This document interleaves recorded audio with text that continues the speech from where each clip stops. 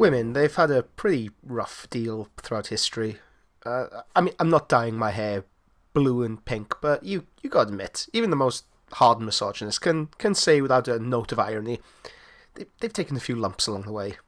When I was at university, I took a course about medieval saints, and it was titled something like Nuns and Whores, and it was fucking rad. Christianity is a big, weird labyrinth of overlapping ideals and competing ideologies that have emerged over the centuries that clash and contradict each other, and they are played out whenever somebody wants to reinforce their political dominance.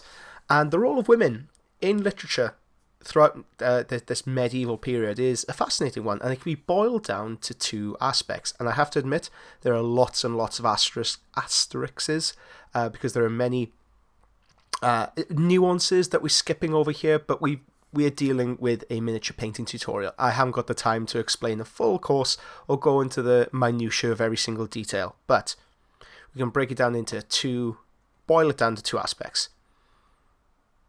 Nuns and whores. Women will be the vessel of God, the Mary Magdalene who brings forth life and hope into the world, a being of sanctity, but only within the strict doctrine of the church and within marriage. Yeah, you could get jiggy with it, but you could only do it within marriage, and in some extreme cases, even within marriage, you could only do it on certain days of the month. You couldn't do it during certain religious holidays. You could only do it in certain positions, because some positions were considered ungodly, and I'll leave it up to your imagination as to which ones those would be. And bizarrely, in one example, you couldn't have sex within a mile of a stagnant lake. Yeah. And on the flip side of this is the figure of the whore, the sexually liberating vampiress that is dominant both in society and in the bedroom. Yeah, she plays around with those forbidden positions, but flip side of that is she is ostracized for it. So, where were women to find their power within medieval society? What was their place of sanctuary? They could govern their own lives, but only within the system. You had freedom, but it had to be shackled to the dominant doctrine of the time. Nuns. You could become a nun.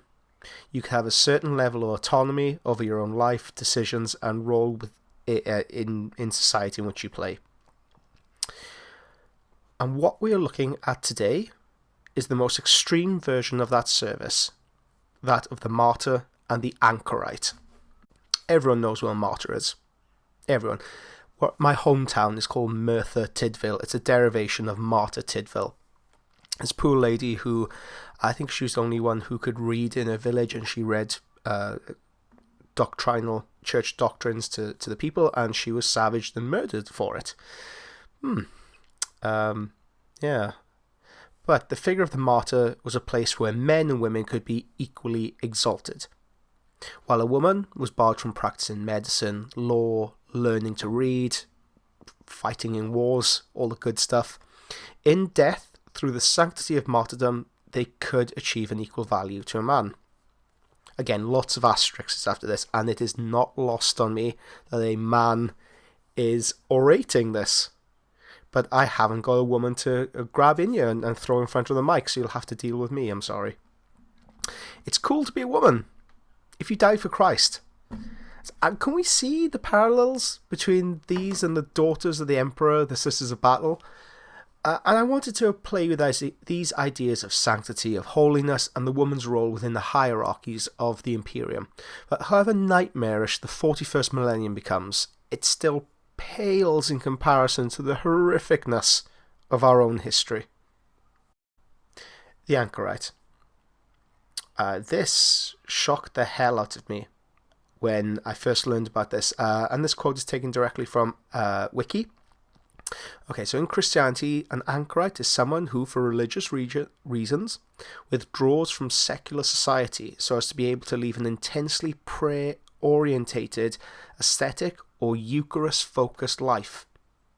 While anchorites are frequently considered to be a type of religious hermit, unlike hermits, they were required to take a vow of stability of place, opting for permanent enclosure in cells often attached to churches. Also, unlike hermits, anchorites were subject to a religious rite of consecration that closely resembled a funeral rite, following which they would be considered dead to the world and a type of living saint. Anchorites had a certain autonomy, as they did not answer to any ecclesiastical authority other than the bishop. So that's right. You could be cloistered away in a really nice extension built for you by the church, womped on the side of a building. You would be alone, 24 hours a day, only fed and watered, like a houseplant or a cat. But you would be essentially on your own, contemplating the Bible. You are a living person, dead. You are a part of a community, yet secluded from it. You are a soul inhabiting a body, a base body made of meat, sanctified as a living saint. The contradiction here of life and death, inclusion, occlusion, the doublethink, that is the very basis of imperial and to a large extent Christianity and thinking here. It's pretty metal, right? It's a pretty metal ideal. And, it's metal if you didn't have to live through it. And that is what the martyr Tyde veil is. She is an arisen martyr, a living saint, a living martyr, an anchorite housed on the outside of an Adeptus Sororitas ship that travels through the warp, gazing into the madness for any portents or future readings, contemplating the will of the Emperor until they expire. They are then enshrined within a holy reliquary, and drawn across the entirety of the Imperium. They are the dreamer and the dream, the dead and the alive. The martyr is entombed in a relic and accompanies a crusade of sisters touring the bleeding edge of any imperial crusade to bolster the will of the crusaders. But when the need is great enough, she is revived by divine will to smite the unbeliever, the heretic, and the mutant. And this is the story of that miniature. I hope you enjoyed the tutorial.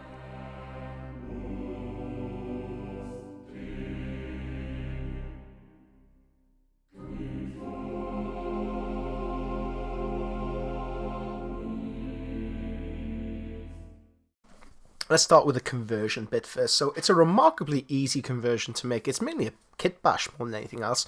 I took the Lady Oleander set from the Mortarch of Grief, the Nightgaunt range. Yeah, her.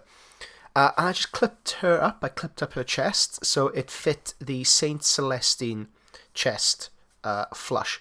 So it's mainly cutting, carving, trying not to cut into your fingers. The arms are the same. We use the same arms, and we use the head from the Mortarch of Grief. Now, we will come on to a sculpting section later on, but it's mainly cutting and carving and making sure everything fits together appropriately. So lots of dry fitting, lots of finessing, lots of manoeuvring to make sure everything fits together, and then we conceal any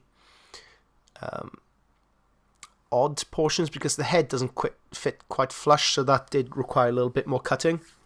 And we take a little bit of green stuff and milliput to fill up the gap, and if it's ragged and rough, well, that adds to the effect of our grim, dark, arisen saint. If you want more details on how to sculpt, there is a full sculpting course available right now on the Patreon. This mixture is remarkably easy to create. We simply take milliput and green stuff in equal amounts, slather it over any awkward joins, and we use water to help manipulate it into place. A lot of the details we'll be obscuring are organic, so they are quite easy to sculpt, even with limited knowledge and experience with it. Next up, we take refractive green, and this is from the Vallejo model color range. Any dark khaki green will do. We're going to blast this over the entirety of the miniature. This will be our unifying color that binds everything together on the miniature. And why green? Why khaki green? Well, we want to make it seem that this was, once upon a time, a bridal dress of some variety, and over time it's become dirtied. It's become moss infested. And then on top of this, we need to add Thar Brown. So Thar Brown comprises the lower mid-tone to upper mid-tone highlights. The paint is thinned down, roughly two portions paint to one portion thinner. So it is quite thick. The coverage is quite substantial. And we are aiming the airbrush and a zenithal highlight. This is the classic grimdark scheme. It's a very strong central light source above the miniature that illuminates the entire thing. Next up, we take a little bit of orange from Chimera, and this will be airbrushed into the base and a little bit onto the wings. Why Chimera at this stage? Well, Chimera, it's a very strongly pigmented paint. You can replace this with the Scale 75 Artist if you have it, but it's a very, very densely pigmented paint that offers almost like a brilliant shine, a very fluorescent shine to the miniature once applied.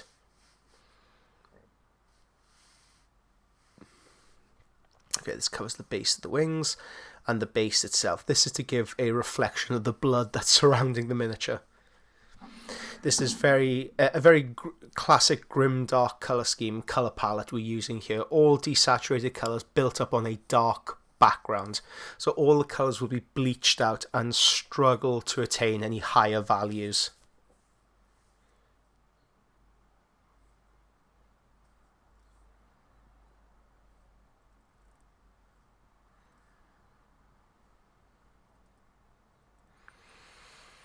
USMC Tank Crew from the Panzer Aces range by Vallejo is added to the airbrush, and this is one portion paint to one portion thinner. It is significantly thinner than the previous layers because lighter colours do have a tendency to block up the airbrush, and this is applied to the base, and you'll notice the angle at which I'm airbrushing this.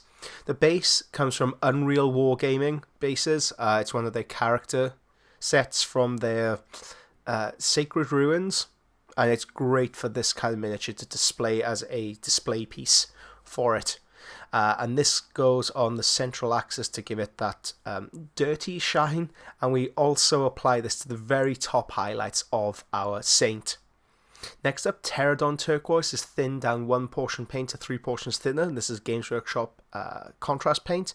And airbrushed as a connecting tissue between that and the previous orange layer. Ivory from Scale 75 is then airbrushed to finish the effect. Okay, the gold. I'm trying out Turbo Dork for a little bit of a change, and we're using Gold Rush and Yuzu. We're going to mix those together 50-50 to create a really nice cold gold, and we are applying this over all the golden aspects of the miniature, which is the majority of it. The cold gold here, we're not looking for much in the way of contrast. Everything is bleached out, everything is weathered, everything has been bleached out over such a long area that it's almost like leached of life. Skyrat, the charmingly named Skyrat, is applied over any silver that we see on the miniature. And then gloss varnish is applied across the entirety of the miniature, and this is the polyurethane varnish from Vallejo Model Color Air. One big coat of it, and we get onto the oils.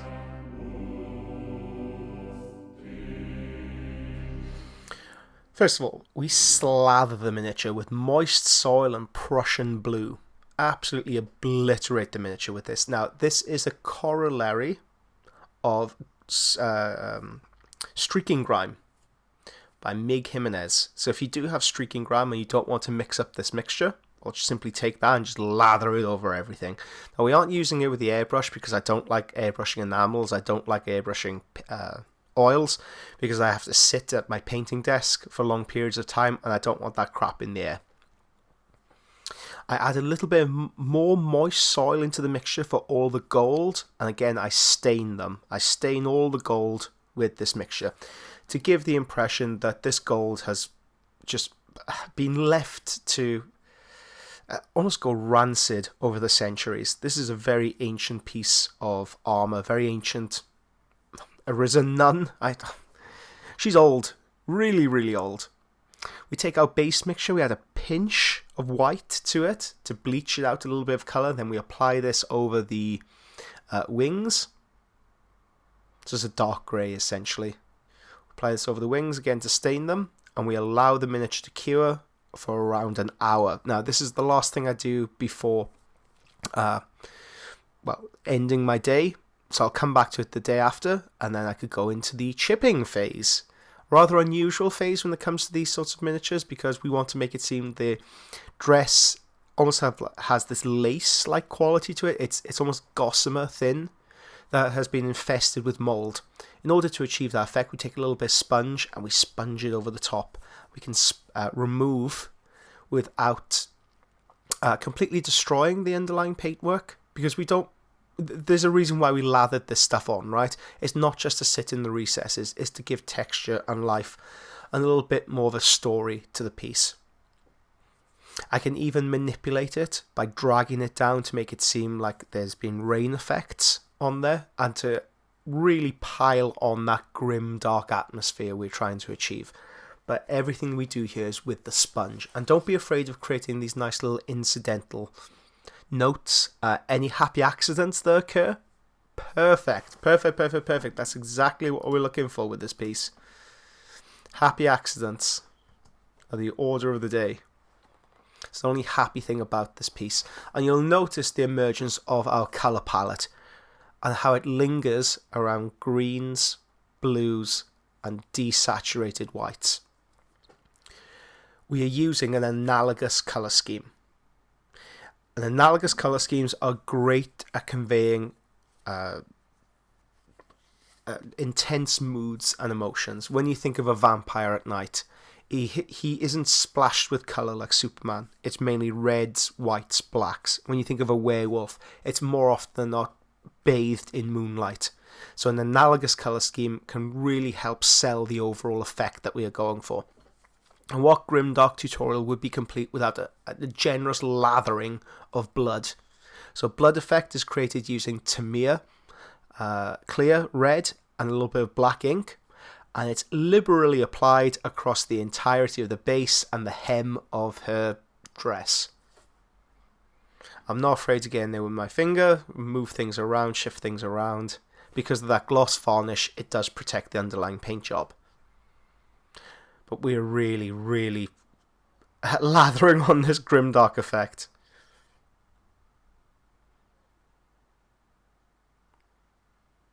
You'll notice the kind of stabbing effects, the different mixtures, the different maneuvers I'm making with that short-handled, short-headed brush. And then before the paint dries, I can even remove some of it with a Q-tip. So this Q-tip comes from Tamir. And unlike normal Q-tips, it doesn't fracture into individual threads. It retains its structure, so we don't end up with any unfortunate threads left stuck onto the miniature. Yeah, I gotta make sure the entirety of that hem of the dress is completely bathed in blood, and this isn't new blood either. It's sort of a build-up of old gore and decay from previous encounters that the Arisen Martyr has been engaged in. I also make sure it goes on the wings as well. I gotta lather that over the wings, because I can imagine these were used as a weapon, or were used. I'm not sure whether it's past or future, because technically it's future, but I'm talking about this in the past. Time. It's confusing. But yes, lather it on, take a Q-tip, make it seem old and desiccated, almost as if the cleaning servitors have had a go at removing it, but can't quite get rid of the decay. Oh, and a little bit on her mask as well. Gotta think, what is under that mask? the idea of a risen martyr like this. I always loved the... Is this wholly the Emperor's will, or is this something chaotic in nature? Is this warp-fueled? Is this an entirely wholesome being? I do like playing with that aspect that, okay, they're praying to this martyr, they're praying to this saint, but it might not be exactly what they think it is. It might not be what they want it to be. It's something that could be quite devilish. Okay, the red by Chimera is added to the wet palette, and then we're going to create a really nice, strong underlight to the sword, as if it's catching blood that's been spilled off camera. The red is great for this because, again, the Chimera paints, the pure pigment paints, they're so intense. So ridiculously intense that we don't have to build it up through several layers, and we don't necessarily need to use fluorescent paints to give us this effect because the red is already so strong. And you can replace this with the Scale 75 Artist set as well. Heavy metal is used to highlight the blade, and it's mainly a stipple come almost dry brush. I do want to give a granularity to the to the sword. I don't want it to look clean. I want it to look battle worn and used and age pitted. So the brush strokes reflect that. It's almost graphite at this point. The shine, this dull shine, it could only pick up on the blood spilt around it. This isn't a bright, shining, emblematic blade of the Imperium. This is something that's blood-drenched and old.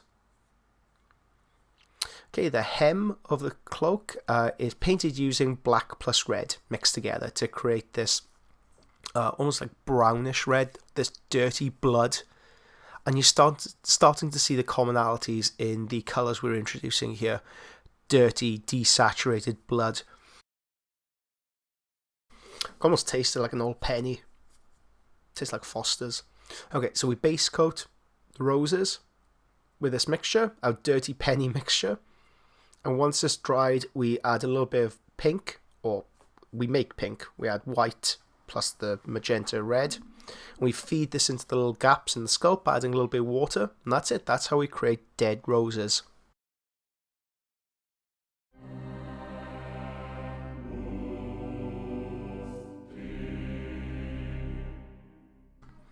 Let's get these wings finished off, shall we? Right, so I mix black and white together to create a lighter grey. You can use ivory if you want a pre-mixed paint. And now begins the long war. I'm using a slightly large brush. I'm using a number 2, becomes a very fine brush. That way, all my paint, all my moisture is loaded up, and I don't need to keep refilling the brush, so to speak. And then I'm making hundreds and hundreds and thousands of these tiny little movements. Yep. Start of the brushstroke goes on the inner core of the wing, and the end of the brushstroke contains the most amount of paint. We are sweeping the white towards the edges of each of these wings. And we do this over and over and over again. So make sure you got a good movie, or bad one preferably. Terrible vampire movie. Maybe one that sparkles to do this. And this is the result we end up with. Lots and lots and lots of thousands of little movements with the brush to end up with that. It's just that simple. Okay, I'm going to mispronounce this. Athematic Blue from Games Workshop's contrast range. Now, please be aware, I did miss this out in the opening credits, so Athematic Blue should be there. Apologies. But yeah, Athematic Blue is used to give the gold armor further verdigris effect, and this is wiped into all little gaps into the armor to cool it down, and then to finish it off, to add a little bit more polish, we go back to our Uzu gold from Turbo Dork. Wow, my mouth was not made to say these things. And if I sound a little bit hoarse in this tutorial, got a little bit of a chest infection, so apologies, but I quite like the huskiness of it. I'm not sure about you. Got a little bit more of a husky tone here.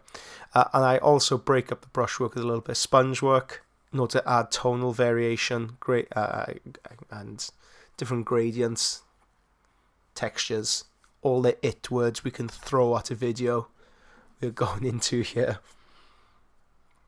All in all, it's to make the armor look a lot older. So we have a cold, desaturated, bleached out gold, heavy with the weight of the centuries passing. Right now, it's all about adding a few finesses. So I've added a little bit of a darker red to the roses to make them seem a little bit more dead. Athematic blue also goes into the airbrush, just pure straight up athematic contrast paint. This is airbrushed onto the miniature to give it more of a gloaming atmosphere, to make it seem like there's this ethereal cloud around it. It softens the transitions, it adds some colour nuance to the wings, to the sword, and to the wedding dress. And that is it. That is how we create our grimdark saint for Halloween. Hope you've enjoyed this narrative tutorial, I like to call these, because not the techniques we go through we use in the majority of our videos, combining them with a desaturated analogous colour palette creates this very creepy lady. But I hope you enjoyed the thinking behind the project as well, the project development that goes on to these works. And who knows, perhaps I'll see one of your anchorites in the future. I'd love to see your take on this tutorial, or any tutorial that we produce. And from everyone at Little Legend Studio, happy Halloween!